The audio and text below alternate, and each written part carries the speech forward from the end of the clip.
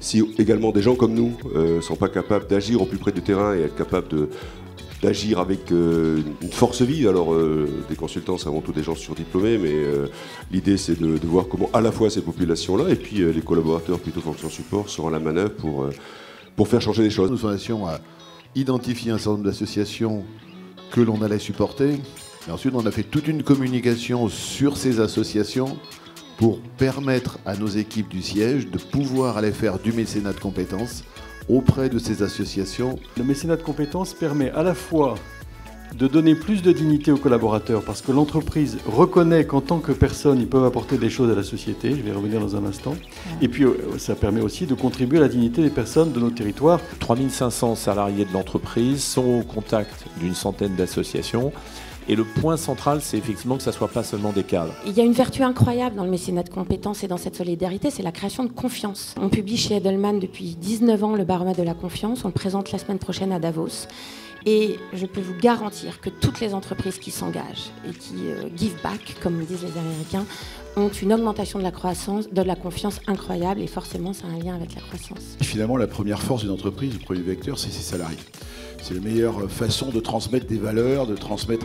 Et donc, comment motiver nos salariés? Et j'ai trouvé là, je me suis dit, il y a quand même quelque chose qui nous manque. Mais c'est là de compétences, à ce moment-là, on l'a vu commencer à être émergé, favorisé.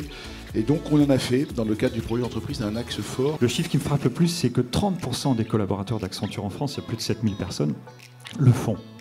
Donc vous voyez, on dépasse une frange de passionnés, de gens qui auraient le feu sacré d'un 10% quelque part.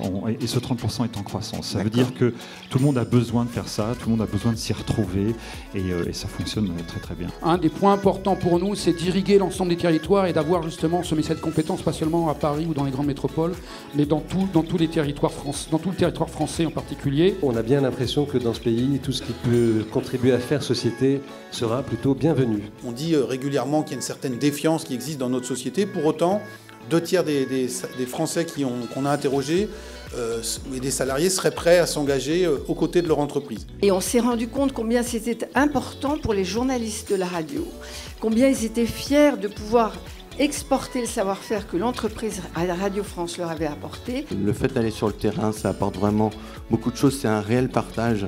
On apprend d'eux, ils apprennent de nous et c'est vraiment enrichissant. On doit montrer la voie à d'autres entreprises, on doit expliquer ce qu'on fait, on doit surtout expliquer les bienfaits dans ce domaine-là. Le mécénat de compétences est, de manière générale, le sens qu'ils vont venir trouver dans l'entreprise.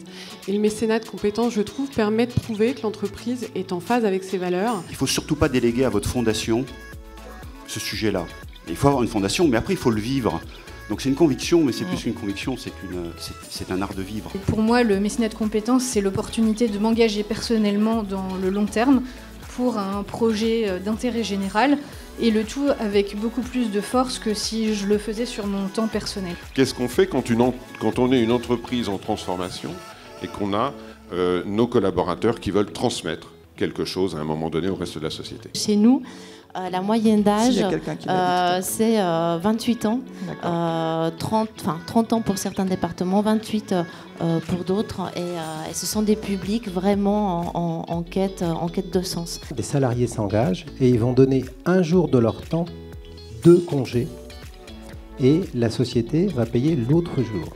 Donc c'est un engagement qui fait que le salarié lui-même va faire un don de son propre temps de travail. L'ouverture, c'est aujourd'hui une des valeurs de notre société. Je travaille chez SNCF, dorénavant chez Réseau. Je crois que tout le monde l'a dit, mais ouais, c'est une vraie ouverture. C'est un vrai travail de responsabilisation, chacun à notre niveau, et de coopération avec différents acteurs. Pour ne pas mettre à mal l'engagement et la volonté des salariés, il faut quand même leur expliquer qu'ils vont apprendre beaucoup et qu'ils doivent être très modestes. Il n'y a pas cette notion de parrainage avec un rapport de force ou une sorte de rapport de domination. Pour nous, c'est important d'avoir des actions qui permettent l'implication des salariés dans nos actions RSE à l'extérieur en fait de l'entreprise. C'est un engagement fort pour le mécénat de compétences et je dirais pour un mécénat de bonne intelligence dans tous les sens du terme.